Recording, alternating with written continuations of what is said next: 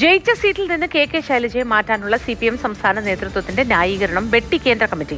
തിരഞ്ഞെടുപ്പ് തോൽവിയെക്കുറിച്ചുള്ള റിവ്യൂ റിപ്പോർട്ടിൽ ഗുരുതരമായ വിമർശനങ്ങളാണുള്ളത്. സ്ഥാനാർത്ഥി നിർണയത്തിലെ പാകപ്പിഴകൾ, ഭരണവിരുദ്ധ വികാരം, നേതാക്കളുടെ അഹങ്കാരവും അഴിമതിയും അടക്കം വിഷയങ്ങൾ പരാജയത്തിന് കാരണമായി എന്ന് പാർട്ടി വിലയിരുത്തുന്നു.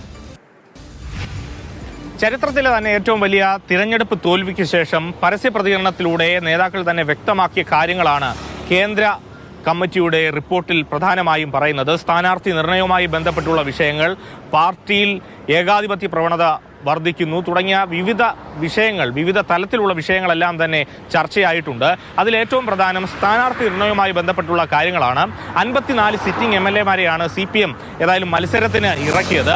പക്ഷേ അവിടെ കെ ശൈലജയുടെ കാര്യത്തിൽ മാത്രം മറ്റൊരു നീക്കമുണ്ടായി. സിറ്റിംഗ് മണ്ഡലത്തിൽ നിന്ന് കെ ശൈലജയെ മാറ്റിയത് വലിയ പ്രതിഷേധം ഉണ്ടാക്കിയിരുന്നു. പക്ഷേ അത് കൃത്യമായി പാർട്ടി പ്രവർത്തകരെയും അണികളെയും പൊതുസമൂഹത്തെയും ബോധ്യപ്പെടുത്താൻ പാർട്ടി നേതൃത്വത്തിന് കഴിഞ്ഞില്ല എന്നൊരു ഗുരുതരമായ വിലയിരുത്തലുണ്ട്. ഒപ്പം തന്നെ സർക്കാരിന് മേൽ പാർട്ടിക്കുള്ള സ്വാധീനം അത് നഷ്ടപ്പെട്ടു പോകുന്നു. അത് അഴിമതിക്കും അഹങ്കാരത്തിനുമെല്ലാം തന്നെ കാരണമാകുന്നു എന്നുള്ളതാണ് വിലയിരുത്തുന്നത്.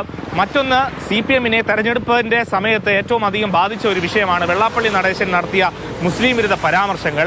ആ മുസ്ലിം വിരുദ്ധ പരാമർശങ്ങളിൽ കൃത്യമായ ഒരു നിലപാട് സ്വീകരിക്കാൻ പാർട്ടിക്ക് കഴിഞ്ഞില്ല. പ്രത്യേകിച്ചും അന്ന് മുഖ്യമന്ത്രിയായിരുന്ന പിണറായി വിജയനും സംസ്ഥാന സെക്രട്ടറി ആയിരുന്ന MP ഗോവിന്ദനും ഒന്നും തന്നെ കഴിഞ്ഞില്ല എന്നുള്ള ഗുരുതരമായ പരാമർശമുണ്ട്. തിരഞ്ഞെടുപ്പ് തോൽവിക്ക് ശേഷം അത് സംസ്ഥാന നേതൃത്വം അംഗീകരിച്ചതുമാണ്. അത്തരം ഒരു നിലപാട് മാറ്റം വ്യക്തമാക്കിയതുമാണ്. അതെല്ലാം തന്നെ കേന്ദ്ര കമ്മിറ്റി തയ്യാറാക്കി പാസ്സാക്കിയിരിക്കുന്ന റിപ്പോർട്ടിലുണ്ട്.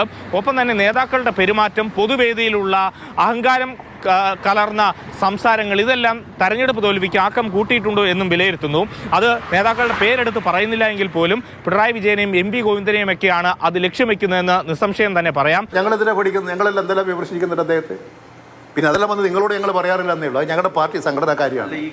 ഞങ്ങൾക്ക് പറയേണ്ട കാര്യം ഞങ്ങൾ പാർട്ടിയിൽ പറയും. എല്ലാവരും പാർട്ടിയിൽ വിമർശനമുണ്ട്, സ്വയം വിമർശനമുണ്ട്, തെറ്റ് തിരുത്തലുണ്ട്, സ്വയം തിരുത്തലുണ്ട്. ഇതെല്ലാം നടത്തി പ്രവർത്തിക്കുന്ന ഒരു പാർട്ടിയാണ് കമ്മ്യൂണിസ്റ്റ് പാർട്ടി. ഏതായാലും അങ്ങനെ ഒരുപാട് വിഷയങ്ങൾ, ശബരിമല അയ്യപ്പ സംഘവുമായി ബന്ധപ്പെട്ട് പാർട്ടിക്ക് മുന്നണിക്ക് ഉണ്ടാക്കിയ ക്ഷീണം, അതോടൊപ്പം തന്നെ യോഗി ആദിത്യനാഥിന്റെ ലേഖനം ആ അയ്യപ്പ സംഗമത്തിൽ വായിച്ചത്, ഇതെല്ലാം രാഷ്ട്രീയപരമായി CPM-ന് വലിയ തിരിച്ചടി ഉണ്ടാക്കിയ കാര്യമാണ്.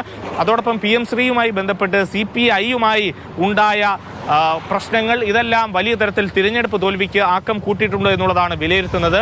അങ്ങനെ ഓരോ വിഷയങ്ങളും ചർച്ച ചെയ്തുകൊണ്ടാണ് ഈ റിപ്പോർട്ട് തയ്യാറാക്കിയിരിക്കുന്നത്. ഏതായാലും എന്തൊക്കെയാണ്, എവിടെയൊക്കെയാണ് പാർട്ടിക്ക് പാളിയത് എന്നത് ഇപ്പോൾ കൃത്യമായി പാർട്ടിക്ക് മുന്നിലുണ്ട്.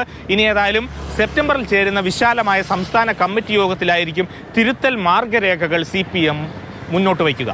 AK Stephin, Mathrubhumi news, Thiruvananthapuram.